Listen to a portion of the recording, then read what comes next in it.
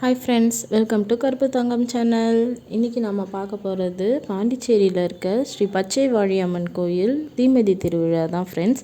இது விழுப்புரம் மாவட்டம் கிருஷ்ணாபுரம் அப்படிங்கிற ஊரில் தான் இருக்குது. இந்த கோயில் ரொம்ப சக்தி வாய்ந்த அம்மன் கோயில்னு சொல்லுவாங்க. ஆவணி மாதம் 3வது வாரம் வெள்ளிக்கிழமையில் இந்த கோயிலில் தீமிதி திருவிழா ரொம்ப விமர்சையாக நடக்கும். செப்டம்பர் மாதம் வாரத்தில் இந்த தீமிதி திருவிழா நடக்கும். 30 வருஷத்துக்கு முன்னாடி இந்த கோயிலில் தீமிதி திருவிழா நடக்கிறப்போ தீமிதிக்கு நெருப்பு பானை ஆற்றுலேருந்து கொண்டு வருவாங்க. அந்த பானை எப்போ விரிசல் விட்டு திரும்ப அந்த இடம் விரிசல் இருந்த இடமே தெரியாமல் மறைஞ்சி போயிடும் அப்படின்னு சொல்லுவாங்க. என்னோடய மாமனார் மாமியார்லாம் பார்த்துருக்காங்களாம். அதை யாரெல்லாம் இந்த கோயிலுக்கு போயிருக்கீங்க, இல்லை இந்த கோயிலை பற்றி கேள்விப்பட்டிருக்கீங்கன்றதை மறக்காமல் கமெண்ட் பண்ணுங்கள். கூடவே நம்ம சேனலை சப்ஸ்கிரைப் பண்ணிக்கோங்க ஃப்ரெண்ட்ஸ். அப்போ தான் இந்த மாதிரி எங்கள் வீட்டு ஏரியாவை சுற்றி இருக்க எல்லா கோயில்ஸையும் நான் கவர் பண்ணி போட முடியும்.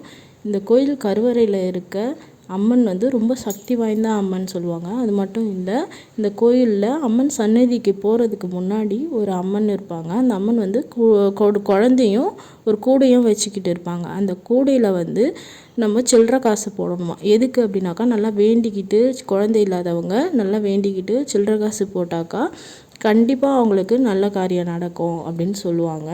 அதே மாதிரி இந்த கோயிலில் நிறைய பெரிய பெரிய சிலைகள்லாம் இருக்கும். கோயிலோட என்ட்ரன்ஸில் யானை சிலை இருக்கும், சைடில் குதிரை சிலை இருக்கும், அதே முனீஸ்வர சாமிகள் சிலைகள்லாம் இருக்கும். காவல் முனி, ஜடாமுனி, இந்த மாதிரி நிறைய வாழ்முனி, அந்த மாதிரி நிறைய சாமிகள்லாம் இருப்பாங்க. அவங்கெல்லாம் ரொம்ப நல்ல உயரமான சிலையாக இருக்கும். இதே மாதிரி நிறைய இந்த கோயிலில் சிறப்புகள் நடந்திருக்கு, நிறைய அதிசயங்கள் நடந்திருக்குன்னு சொல்கிறாங்க.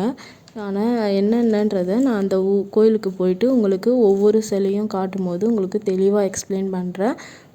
இந்த கோயிலுக்கு போகிற வழியிலேருந்து கோயில் உள்ள வரைக்குமே ரொம்ப அமைதியாக இருக்கும். இந்த கோயிலில் என்ட்ரன்ஸ்லேருந்து உள்ளே போகிறது வரைக்கும் அவ்வளோ ஒரு அமைதி இருக்கும். அந்த அமைதி நம்மளுடைய மனசில் எவ்வளோ குழப்பங்கள் இருந்தாலும் தெளிவாகிடும். அந்த அம்மனோட முகத்தில் அவ்வளோ ஒரு அழகு இருக்கும். அந்த அழகில் நம்மளோட மைண்டு, நம்மளோட தாட் எல்லாமே ரொம்ப பாசிட்டிவாக இருக்கும்.